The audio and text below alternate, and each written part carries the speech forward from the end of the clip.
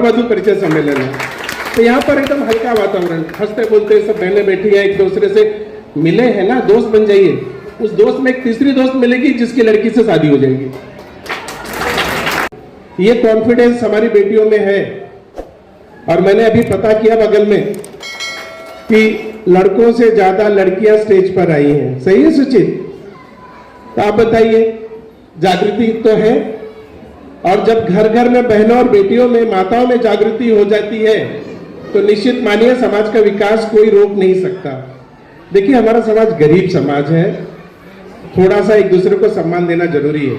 अभी बहुत ज्यादा खुलकर आ जाना, एक ही मीटिंग में सारे लोग पहुंच जाना, सारे के सारे लड़कियां, सारे के सारे लड़के स्टेज पे आकर अपना परिचय देना, आपने जैसा किया बेटा वैसा सब लोगों के भी मन में इच्छा होती है।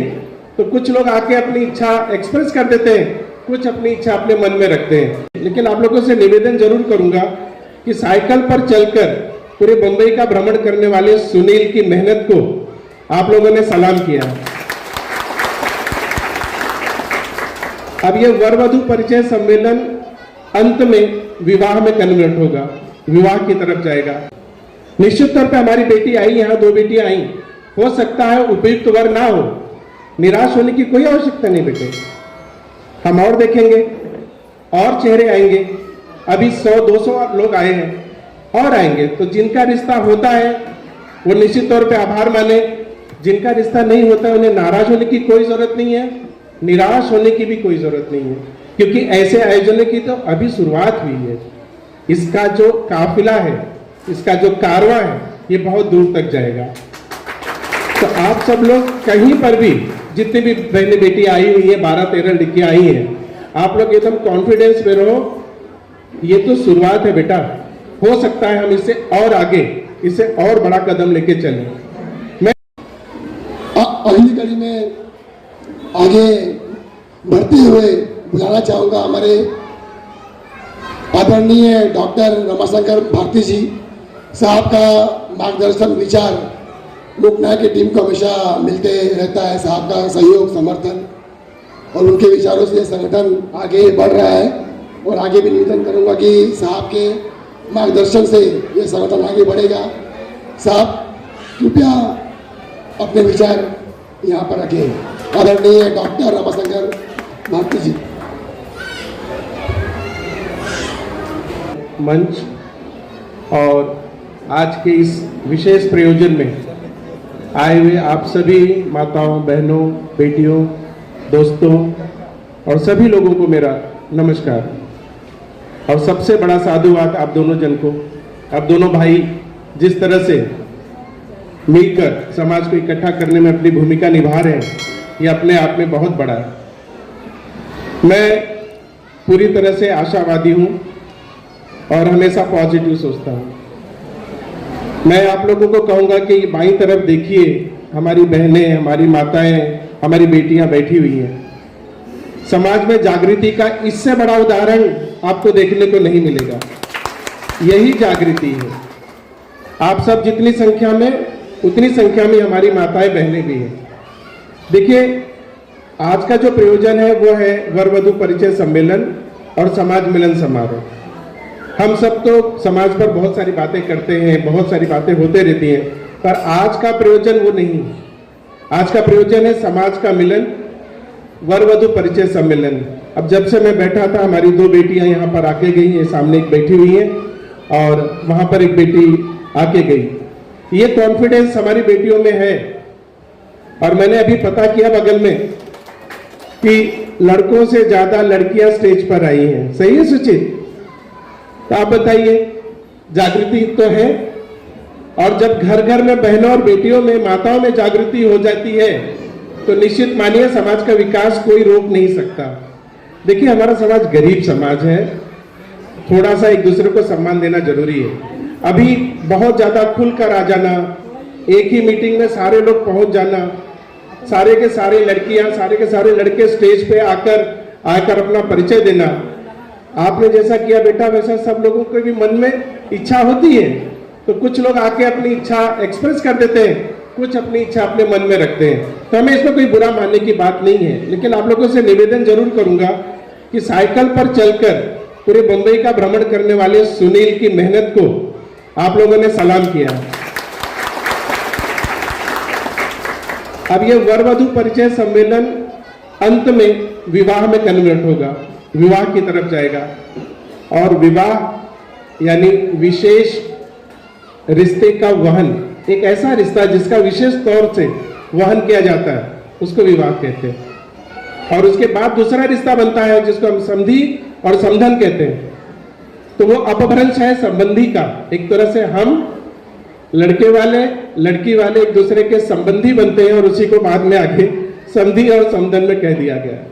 तो देखिए, बात को समझिए, एक ऐसा रिश्ता जिसे आप निभाने के लिए आए हैं, एक ऐसा संबंध जो आप लोग एक दूसरे से निभाने के लिए आए। और ये तब संभव है जब हम एक दूसरे से रिश्ता करते हैं। निश्चित तौर पे हमारी बेटी आई, यहाँ 2 बेटियां आई, हो सकता है उपयुक्त वर ना हो, निराश होने की कोई आवश्यकता नहीं बेटे। हम और देखेंगे, और चेहरे आएंगे। अभी 100-200 लोग आए हैं और आएंगे। तो जिनका रिश्ता होता है वो निश्चित तौर पे आभार माने, जिनका रिश्ता नहीं होता उन्हें नाराज होने की कोई जरूरत नहीं है, निराश होने की भी कोई जरूरत नहीं है, क्योंकि ऐसे आयोजनों की तो अभी शुरुआत हुई है। इसका जो काफिला है, इसका जो कारवां है, ये बहुत दूर तक जाएगा। तो आप सब लोग कहीं पर भी, जितनी भी बहने बेटी आई हुई है, 12-13 लड़कियां आई हैं, आप लोग एकदम कॉन्फिडेंस में रहो। ये तो शुरुआत है बेटा, हो सकता है हम इससे और आगे, इससे और बड़ा कदम लेके चलें। मैं जो आप लोगों के सामने एक जो बात रखना चाहता हूं, वो बात थोड़ी सी अलग है। मैं समय नहीं लूंगा क्योंकि हमारे बच्चों का समय है आज, तो हम लोग अपना समय लेकर आप लोगों का समय नहीं खराब करेंगे बच्चों। पर एक बात ध्यान में रखिए, इंसान को सब कुछ नहीं मिलता, थोड़ा समझौता करना पड़ता है, ठीक है ना। चाहे वर पक्ष हो चाहे वधु पक्ष हो। आपने देखना क्या है? आपको देखना यह है परिवार कैसा है, लड़का कैसा है, लड़की कैसी है, मेरा इसके साथ जीवन कट जाएगा या नहीं कटेगा। दबाव में रिश्ता ना करें, समझ लें, वहां पर सिर्फ पैसे को प्रधानता न दें, क्वालिटी को प्रधानता दें, क्योंकि किसके भाग्य में क्या है ये कोई नहीं जानता। हो सकता है हमारी जो बेटियां यहाँ पे एमए थी, कल को पीसीएस अधिकारी बन जाए, और जो लड़का जो है ग्रेजुएशन किया है या जिस लड़के ने बीएससी आईटी किया है, वो किसी बड़ी कारपोरेट कंपनी में मैनेजर बन जाए और वो सीधे बड़े पैकेज में चले जाए, 12 से 15 लाख 20 लाख के पैकेज में चली जाए। तो आप लोग को नाराज नहीं होना, निराश नहीं होना है, आगे बढ़ाना है। मैं सुजीत भाई के हौसले को झुक कर प्रणाम करता हूं और उन लोगों से कहूंगा कि इस कारवां को रोकना नहीं है, इस कारवां को ऐसे ही बढ़ने देना है। जैसा कि और बाकी लोगों ने कहा कि समाज के बारे में कहा, और जो अभी गंतव्य सुनील जी ने कहा, हमें किसी से कोई गिला शिकवा नहीं है, हमें जो भी ऊपर से वाले ने दिया हम उसमें खुश हैं। हमें किसी समाज की बुराई नहीं करनी, किसी की पूजा पद्धति की बुराई नहीं करनी, किसी के आस्था पे आघात नहीं करना, यही बाबा साहब ने हमें सिखाया है। तो आप सब लोग एक विशेष रिश्ता निभाने के लिए आए, और 2 ही रिश्ते होते हैं सुचित। सबसे महान रिश्ता है माँ और बेटे का, और दुनिया में सबसे पवित्र रिश्ता है पति और पत्नी का। तो आप अपने माँ और बेटे महान रिश्ते के साथ आए हैं पवित्र रिश्ता निभाने के लिए। इस बात को कहीं पर भी ना भूलिए। मैं एक छोटा सा 2 मिनट सूचित दूंगा आप लोगों की परमिशन से। आप लोगों ने एक फिल्म देखी होगी, कोरा कागज, देखी किसी ने? हाथ ऊपर करेंगे। कोरा कागज किसने देखी? आपने देखी। यहां से किसी ने देखा कोरा कागज फिल्म? किसी ने देखा? चलिए, वहां से बहन ने देखा। कोरा कागज एक मूवी आई थी, बताना बहुत जरूरी है यहाँ पे। इसको एकदम हल्के नोट में लीजिए, और जब ऐसे आयोजन है तो इसमें हंसते बोलते रहिए। ये मीटिंग नहीं है कि हम लेक्चर दें, भाषण दें और जो है आंदोलन की चेतावनी दें। वधु परिचय सम्मेलन है, तो यहाँ पर एकदम हल्का वातावरण, हंसते बोलते सब बहनें बैठी है, एक दूसरे से मिले हैं ना, दोस्त बन जाइए। उस दोस्त में एक तीसरी दोस्त मिलेगी जिसकी लड़की से शादी हो जाएगी। तो कोरा कागज का मैं जिक्र कर रहा था। तो कोरा कागज फिल्म में आपने देखी कोरा कागज?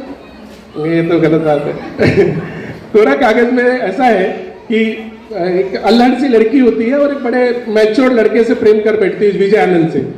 बहुत बड़े डायरेक्टर है, देवानंद के छोटे भाई, वो फिल्म के नायक है। तो फिल्म का नायक जो है वो बड़ा सिंसियर, अपने कैरियर को लेकर बड़ा एकदम गंभीर, और फिल्म की नायिका चुलबुली, एकदम मस्ती करने वाली, जिसे अपने कैरियर, अपने जीवन का कोई भान नहीं, अखिलेश भैया। तो वो किसी न किसी कारण बस उस आदमी के प्रेम में पड़ जाती है, और उस लड़की का चुलबुलापन, वो जो विद्वान व्यक्ति है कमिश्नर साहब, वो जो विद्वान व्यक्ति है वो, उसको लड़की का नटखटपन बहुत पसंद आ जाता है। कुल मिला के उनमें आपस में प्यार हो जाता है, लेकिन लड़का अपना कैरियर ओरिएंटेड होता है।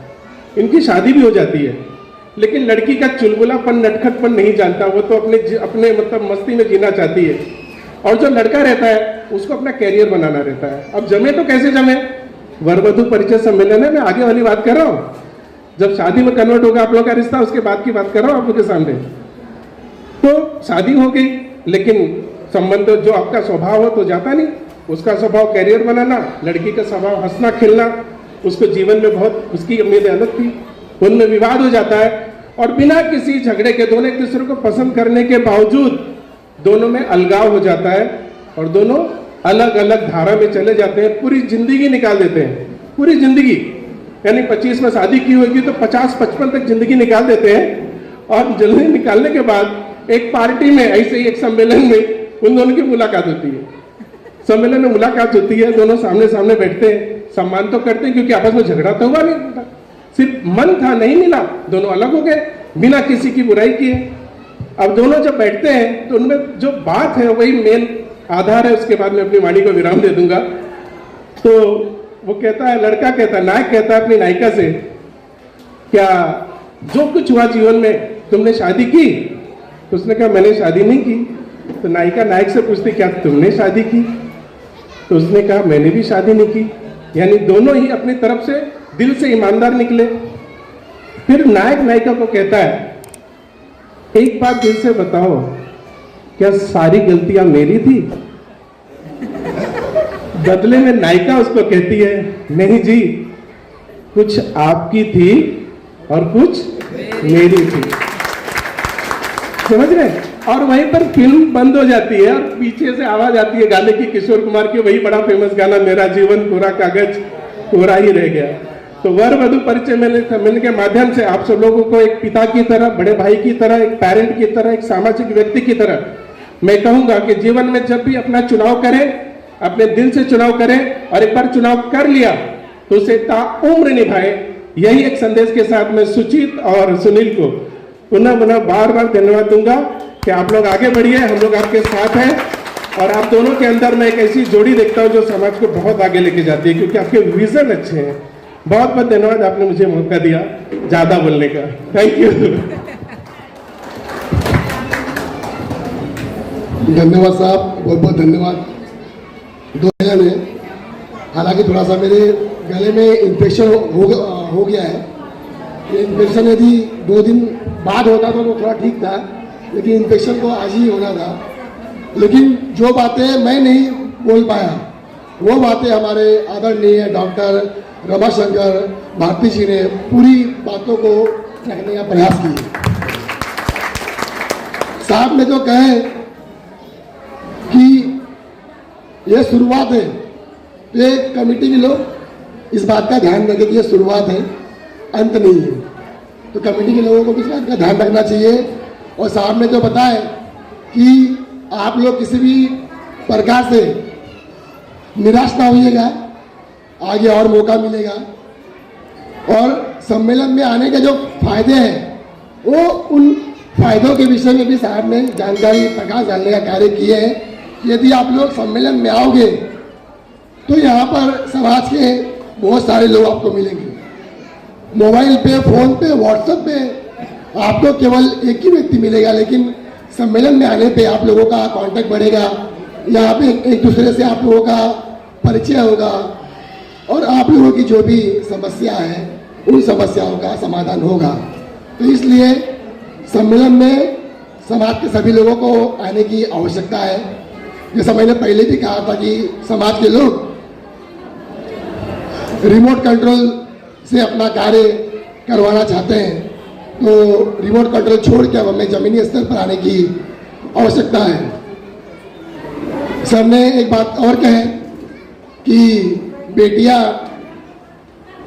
मंच पर आई, बेटियों की संख्या अधिक मंच पर आई, बेटों की संख्या कम आई।